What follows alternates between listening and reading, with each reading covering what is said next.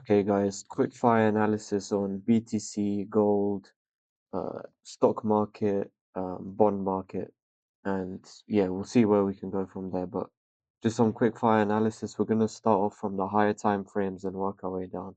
So for BTC here, we're just about to get the weekly close here. And I'm not gonna lie, this is a really bad weekly close. If you see this black line off, this one is the 50 EMA. It's been our support, our line in the sand for the bull market since since you know, let's see, yeah, since basically the bull market started properly. So the fact that we're getting a weekly close below this is really bad. Like this hasn't happened at all. Um, Yeah, there's nothing really else I can say about that. It does look bad. Um, and we've lost this trend line, but the worst thing is that we've lost the 50 EMA.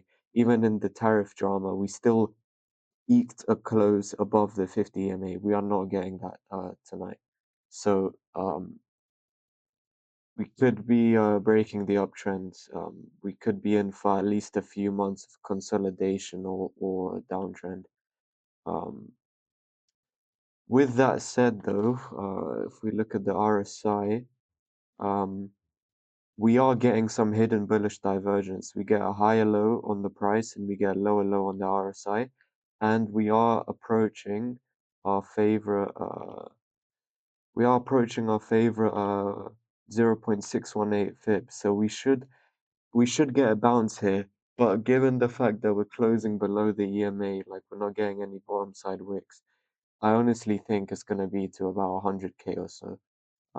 That's where all the are stacked up. If you look at the liquidation heat maps, we have mostly just under 100K, um, but not too much more over that. You know, even to push the price up back up to 100K it would be quite a big push because we have dropped down so much to 93K.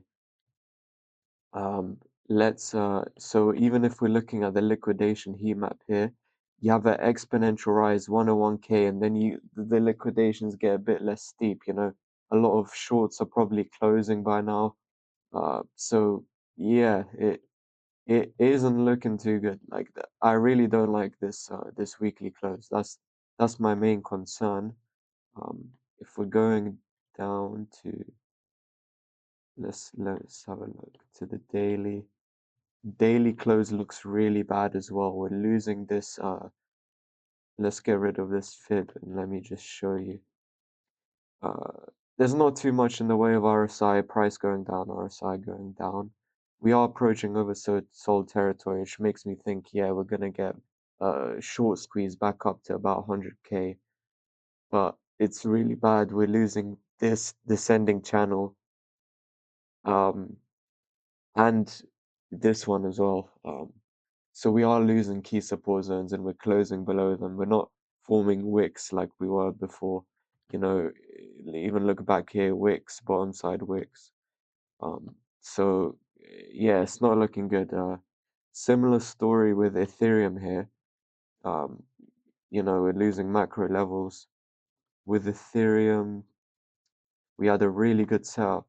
Um, but it looks like to be a fake out. You know, we had this wedge. You know, everyone was thinking, okay, 5K broken to this wedge, back test 3.5, go up from here. But we are losing this big wedge. Um, so yeah, let's work our way down to the weekly here. And we have lost this descending channel, and this did look like a good setup over here. Did look like a good setup, but we have lost the descending channel.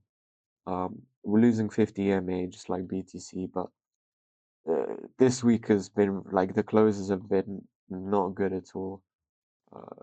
So yeah, and total two, we are approaching a big support level. Um, so if we lose this, it really is like, you know, minimum few months before we kind of get any continuation in the bull market. Um, it does look bad, and you know, I'll be the last one to say that because um, you know, yeah. the technicals just don't look good right now. Stock market is starting to roll over as well, actually, but it is a lot in a much better situation than crypto. Let's just pull up the RSI here quickly. So stock market, you have a double top on the RSI, but the price made a higher high, so you have some bearish divergence here. And we did break a trend line. We are starting to retrace, so we could be looking at lower levels here for the stock market. You know, it looks like the beginning of a pullback over here. So as you can see, we have broken um, this trend line, but we aren't rejecting as harshly as crypto here. We do have good support levels below us. Um, we're bouncing off the 50-day EMA right now, and um, yeah, we do have a nice support levels below us for the stock market. You know, we have this top 0.382, so 6.1K looks like a nice bounce zone for the stock market because this trend line over here, we've broken it, you know, pivot bottom, pivot bottom, pivot bottom, pivot bottom fives, about 7 pivot bottoms here, and now we finally broken it and converted it into resistance here. So um, it might be a slow process, not as dramatic as crypto, but I do think the stock market is going to have a pullback. And the fact that Trump has signed an end to the government shutdown hasn't helped this at all. You see 10-year government bond yield um, is going back up again, which means investors are selling their US bonds. There was a big bond buy-in because people were expecting lower rates, rate cuts, but that's the hopes have started to dwindle again. Because of the government shutdown, the Fed doesn't have data. Powell said himself, we're going to pump the brakes until we see more data. And we're not getting any data releases until Thursday, 11th December. Yeah, over here for inflation. Um, so yeah, and that's just PPI, CPI, yeah, Wednesday, December 10th over here. We're not getting any data until then. So, uh, and the data we do have is really bad jobs market data. This is an agency outside of the government. Um, but yeah, we're getting a record number of job cuts, up 175% from last year. So this is the reason why the Fed is wanting to cut rates, even with Powell, who's very conservative, because the job market is crumbling, despite what they want to tell you. The economy is weakening. We are getting stagflation. Um, but yeah, so this isn't good. So like this is why there's been a lot of liquidity drain. Like even with gold here, um, precious metals have at least made a local top here. You see the double top here for um, gold, double top here for silver. So at least the precious metals, much more bullish outlook. But they will be like they have a lot of support levels below them, but we are going to get some consolidation after the big rally. Like that's just natural. But even like normally it's an inverse relationship, but even from precious metals, we're getting money flowing out, and we do have the dollar index making a bounce here. So that's explained the weakness in the BTC in the stock market. The dollar's getting stronger again. So yeah, I mean, we're gonna, you know, the main thing to look out for in the next month or so is so we actually have this week we have Fed meeting minutes. Um, so what Powell says is going to be really important. Yeah, on Wednesday, really important because the market. Let me show you here, Fed Watch. Yeah, so the market is only pricing in a 44% chance of a rate cut in December. And before it was like around 60, 70, 80%, maybe even 90. And the probability's gone down to 44 of the because of the lack of data and what Powell's been saying.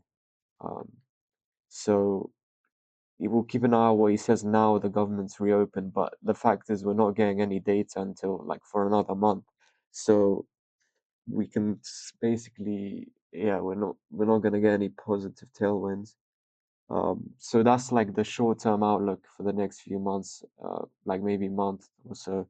Uh, I expect crypto to keep pulling back. We're gonna get short squeezes obviously because of leverage traders, but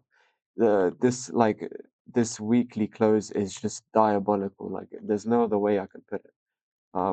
You just the, the severity of the situation is just can't be understated. Like this 50-week EMA has been the life of the bull market, and we have this trend line. So yeah, it doesn't mean the bull market is over. It's just at least paused for the time being. So that's my quick market analysis, and yeah, let me know what you think in the comments.